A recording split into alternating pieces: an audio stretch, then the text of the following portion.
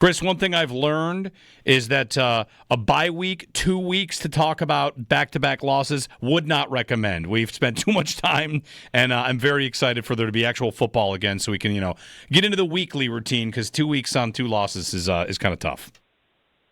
Yeah, and I have to imagine the players feel similarly. The coaches definitely feel that way. We already heard Coach McDermott earlier this week talking about getting the itch on fixing things and having to go back into the office.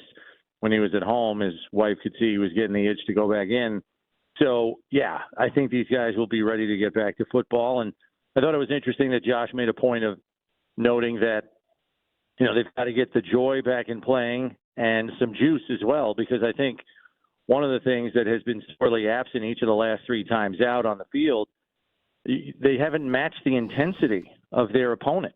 They were able to still beat the Saints regardless, but you saw the juice that the Atlanta Falcons had and the readiness and the, excitement to play on Monday Night Football, against a team like the Bills, and the Bills did not match it, and it made a difference in that game. They've got to recapture that. Do you think, Chris, that could also just be them losing the game, or do you think that could mean certain changes to how they want to play, that kind of idea of the intensity and the juice maybe not being there?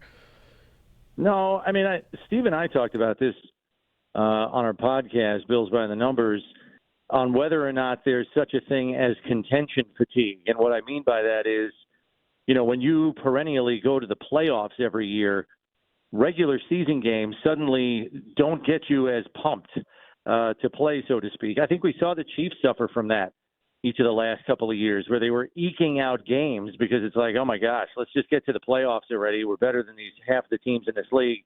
Let's just get to the postseason. I'm not saying that's what happened, but I think sometimes that can creep in. And, a regular season game might be a little harder to get up the emotional fortitude to play, because Steve says it all the time. Like, it's not just a physical commitment to playing football.